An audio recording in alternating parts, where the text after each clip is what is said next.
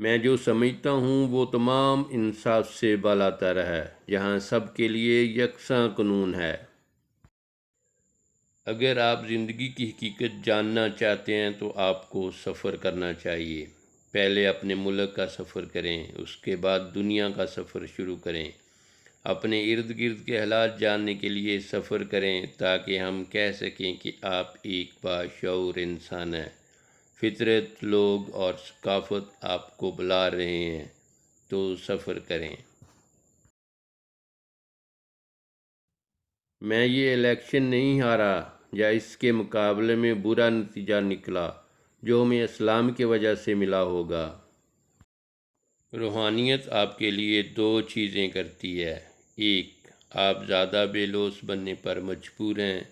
دو، آپ پروویڈنس پر بھروسہ کرتے ہیں۔ روحانی آدمی کا مخالف مادہ پرست ہے۔ اگر میں مادہ پرست ہوتا تو میں تو سیکھ کر کے، کرکٹ کمنٹری کر کے بہت پیسہ کماتا تھا۔ مجھے اس میں کوئی دلچسپی نہیں ہے۔ وہ اسلام کو نہیں سمجھتے اور میں سمجھتا ہوں کہ یہ ایک ایسا شعبہ ہے یہاں شاید میں امید کرتا ہوں کہ ایک دن میں لوگوں کو یہ سمجھانے میں کردار ادا کروں گا کہ ہم اسلام کو کیا سمجھتے ہیں۔ اپنے ملک کے کروڑوں غریبوں کے لیے کچھ کرنے کی کوشش کرنا زیادہ ضروری ہے۔ پاکستان میں ان نام نہاد انتہا پسندوں کو قومی دھارے میں لایا جائے۔ اگر آپ انہیں پسماندہ کرتے ہیں تو آپ انہیں بنیاد پرست بناتے ہیں۔ جمہوریت صرف اسی وقت ہو سکتی ہے جب سیاست میں پیسہ خرچ کرنے کی اجازت نہ ہو۔ حقیقت میں آکسفورڈ کے تجربے نے بعد کی زندگی میں واقعی میری مدد کی ہے۔ مغربی ممالک میں زیادہ تر لوگوں کو جس چیز کا احساس نہیں تھا وہ یہ ہے کہ یہاں یہ حامیوں کا سوال نہیں ہے، یہ ان ووٹوں کو پولنگ اسٹیشنوں تک پہنچانے کا سوال ہے۔ میں نے مراز سعید کے کیس کا خود مطالعہ کیا۔ انہوں نے کوئی جعلی ڈگری جمع نہیں کروائی۔ یہ اس کے خلاف سازش ہے۔ اگر اسے کوئی خوف تھا، اگر وہ مجرم ہوتا تو وہ عدالت میں نہ جاتا۔ لیڈر اپنے نظریے کی پیروی کرتا ہے، لیڈر اپنے رشتہ داروں اور دوستوں کی پیروی نہیں کرتا۔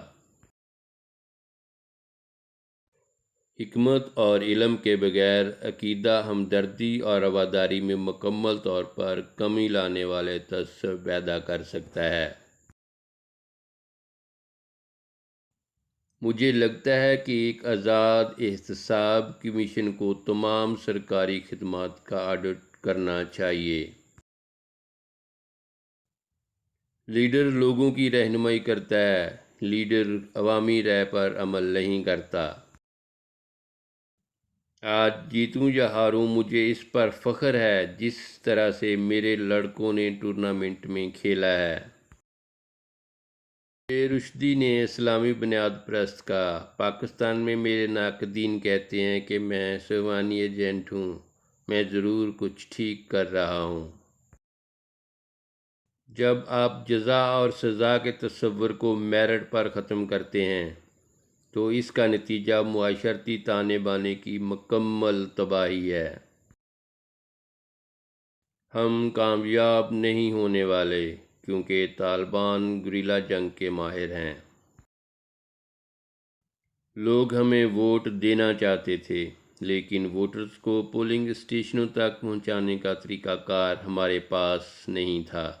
ہمارے پاس سب سے زیادہ پیسہ نہیں تھا۔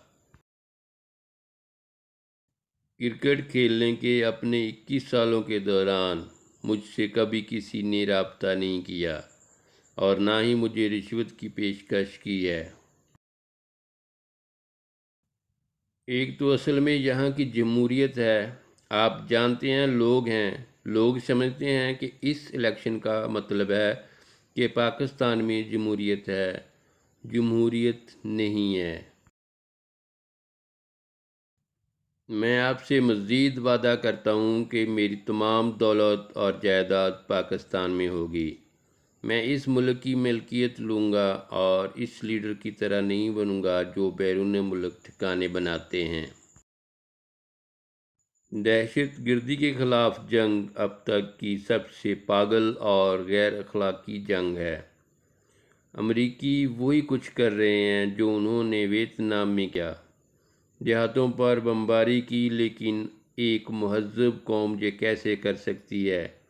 اب متشبہ افراد، ان کی بیویوں، ان کے بچوں، ان کے خاندان، ان کے پڑوسیوں کو کیسے ختم کر سکتے ہیں؟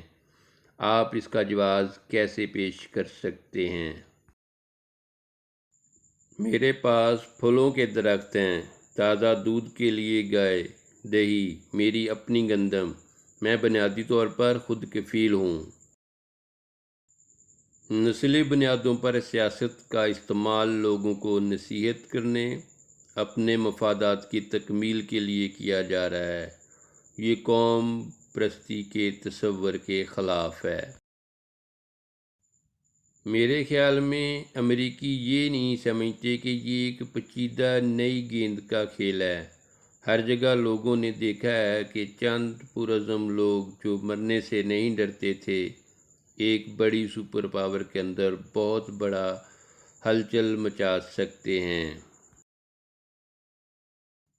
عام سندھی کی زندگی اجیرن کرنے کے باوجود کچھ لوگ سندھ کارڈ کھیلنا شروع کر دیتے ہیں۔